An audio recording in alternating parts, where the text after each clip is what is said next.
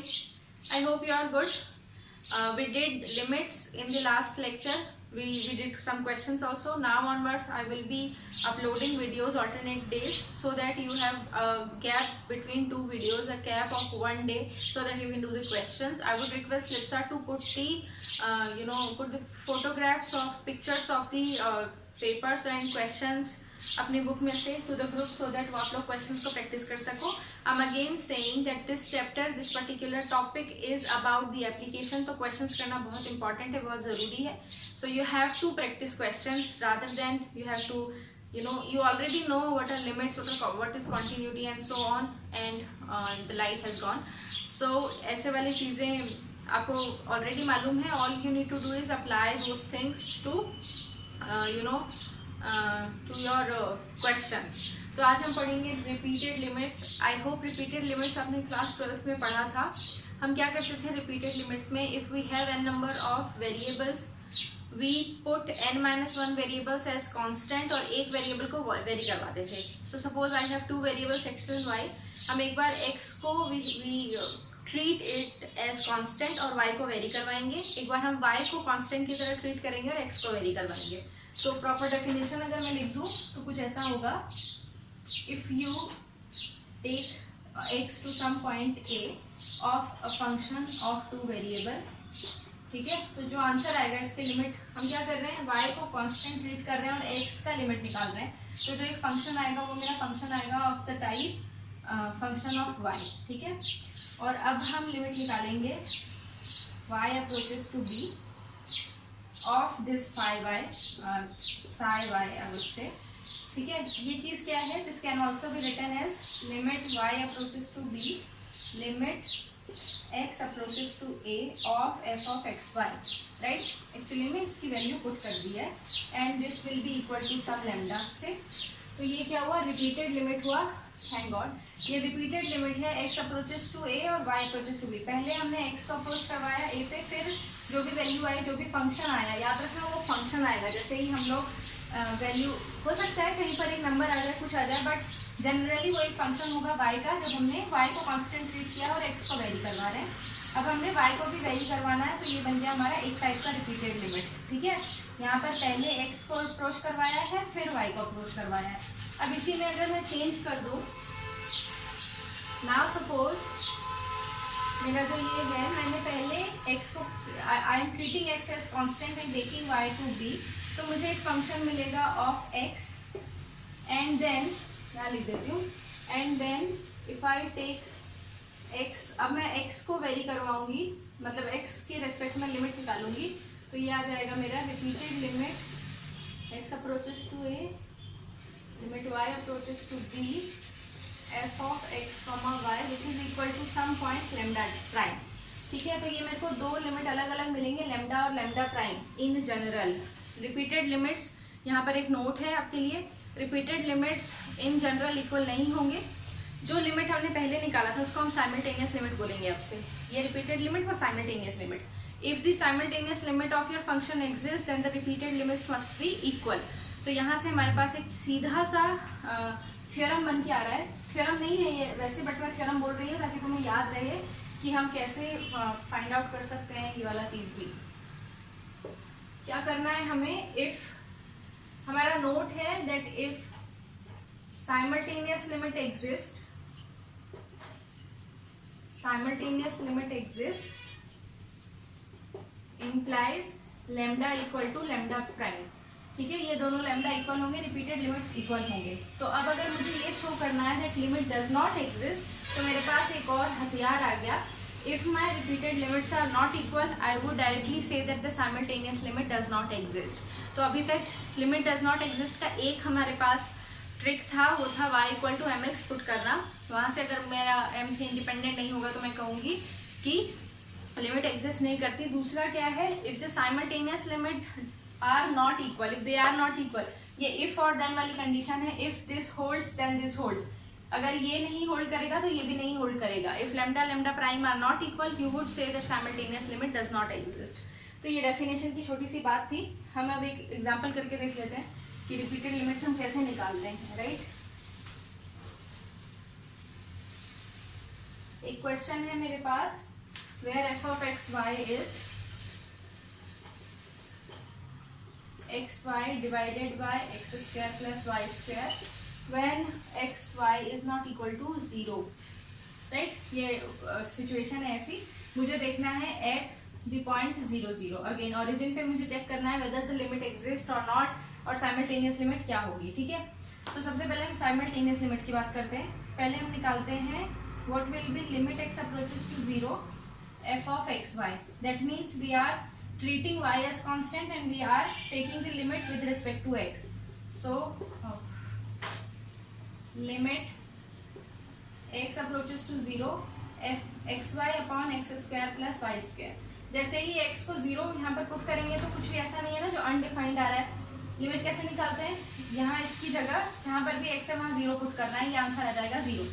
जैसे ही यहाँ पुट करोगे x equal to 0 y constant 0, तो ये आ जाएगा 0 upon y square which is 0। तो ये हो गया हमारा।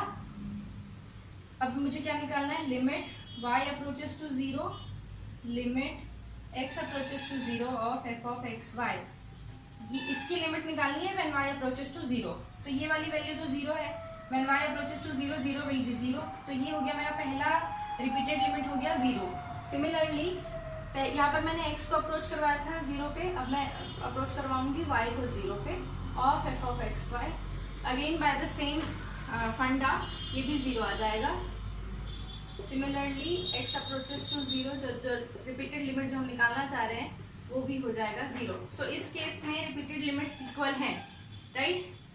हम ये नहीं कह सकते when repeated limits are equal we can not say that the limit exist. It's just that the repeated limits are equal. If you need to find out the limit at 0 0 you need to check put y equal to mx, the function becomes x comma mx and that is become, ये y की जगह इसको put करेंगे तो this is m x square upon x square common आ जाएगा, 1 plus m square बचेगा, ये कैंसिल हो गया।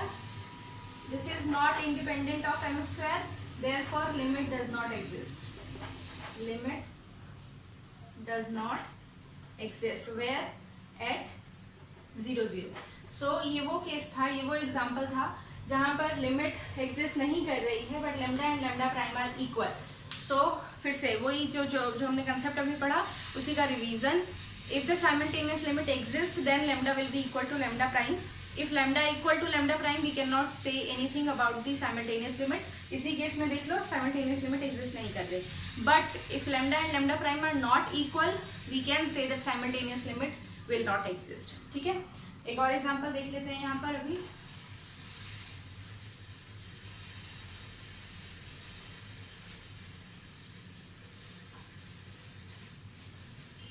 नेक्स्ट एग्जाम्पल है, नेक्स्ट एग्जाम्पल ये वाला देख लेते हैं।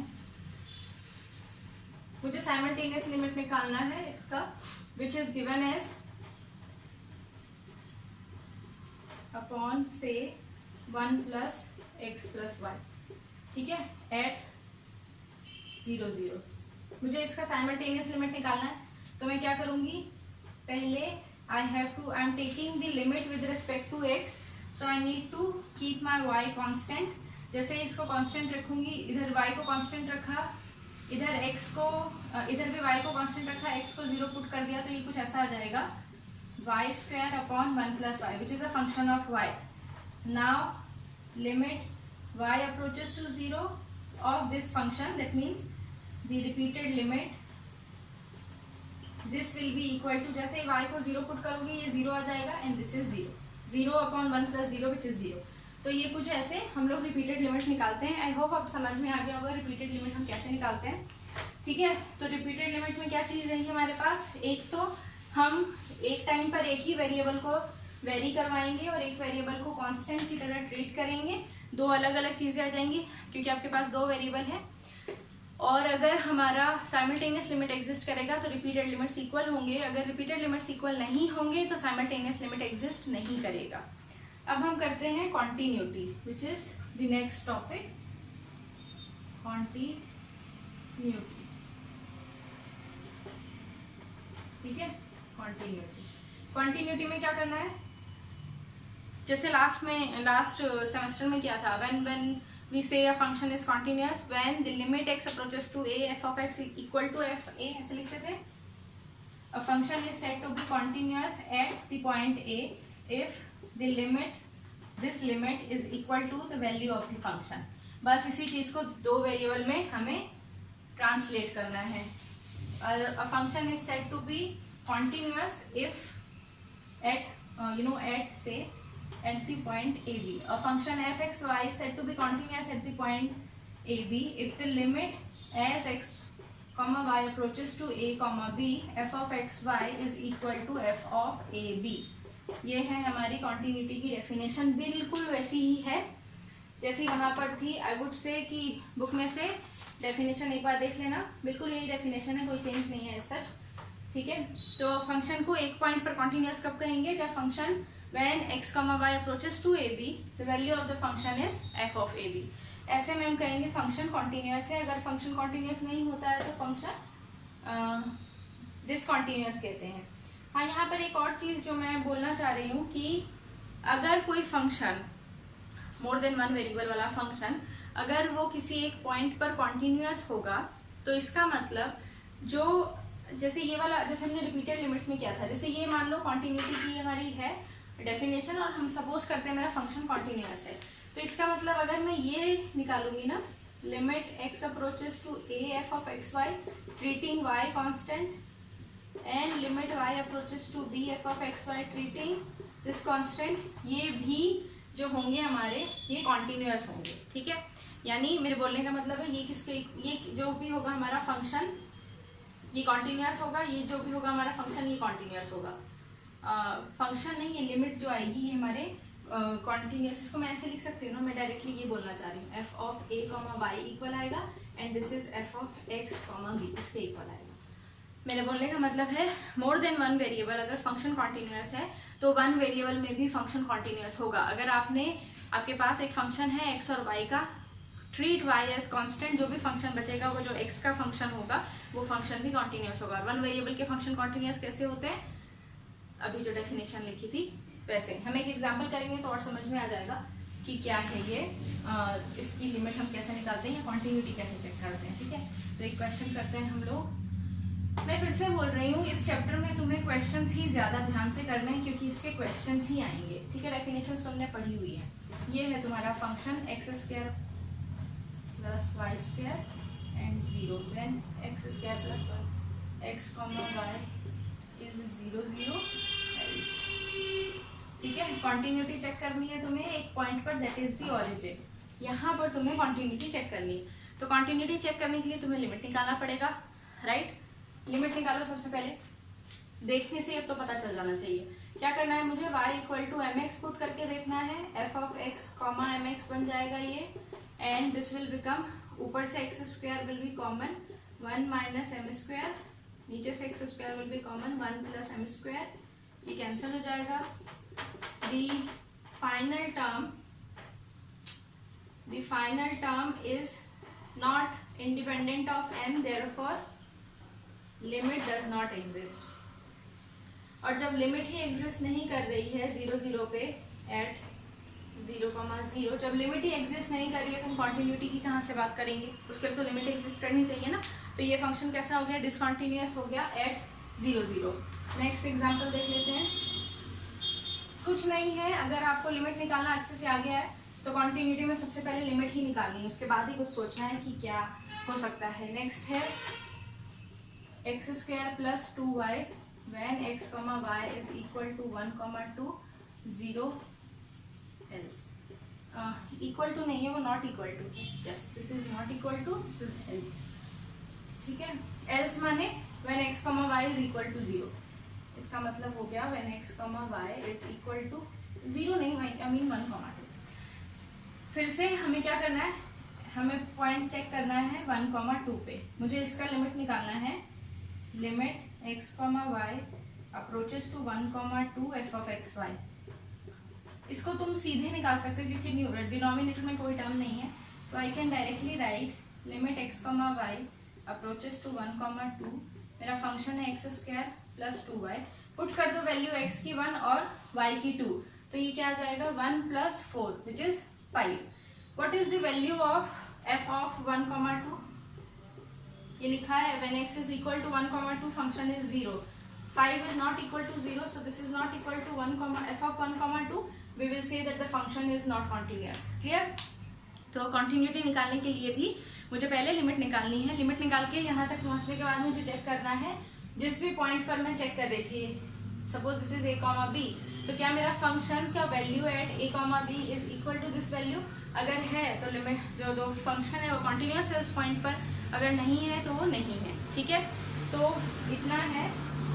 और भी हमारे पास, हाँ मेरे पास ये है 493, 494 पे क्वेश्चंस हैं जो करने हैं तुम्हें. नेक्स्ट हम लोग पार्शियल डेरिवेटिव करेंगे.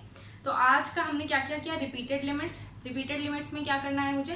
देखो छोटे छोटे टॉपिक्स में मैं वीडियोस डिवाइड कर रही हूँ सो दैट आपको अच्छे से समझ में आए, क्योंकि इसमें मुझे एप्लीकेशन करना है, क्वेश्चंस करने हैं. क्वेश्चंस देखो बहुत सारे हो सकते हैं इन नंबर्स, तो वो आपको प्रैक्टिस करना है.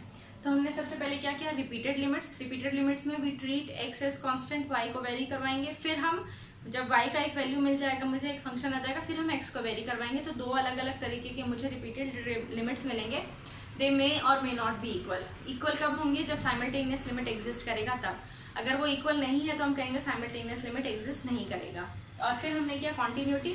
कॉन्टिन्यूटी की बिल्कुल वही डेफिनेशन थी जो हमने वहाँ पर पढ़ी थी. वन वेरिएबल में हमने उसको 2 वेरिएबल में कन्वर्ट कर दिया. कुछ एग्जांपल्स कर लिए हमने जहाँ पर हम देखा फंक्शन. अब देखो इस फंक्शन को मैं कॉन्टिन्यूस बना सकती हूँ. अगर मैं यहाँ से 0 की बजाय इसको इस 0 की बजाय मैं यहाँ डिफाइन कर दूँ that f of x y is 5, तो ये फंक्शन इक्वल हो जाएगा और फंक्शन कॉन्टिन्यूस हो जाएगा. याद करो जब हमने कॉन्टिन्यूटी पढ़ी थी तो हमने पढ़ा था एक रिमूवेबल डिसकॉन्टिन्यूटी होती है. तो ये वो एग्जांपल है, रिमूवेबल है. इसको रिमूव कर सकते हैं, फंक्शन को रीडिफाइन कर सकते हैं उस पॉइंट पर. लकीली तुम्हें इसमें डिसकॉन्टिन्यूटी के बारे में इतना कुछ नहीं पढ़ना है. तुम्हें एक्चुअली डेरिवेटिव की तरफ जाना है जो कि ज़्यादा इंपॉर्टेंट है. बट हाँ ध्यान रखने के लिए कि ये एक तरह से रिमूवेबल डिसकॉन्टिन्यूटी हो गई. यहाँ पर हम रिमूव कर सकते हैं. और क्वेश्चंस तुम्हें करने हैं 493, 494 के. So till then take care.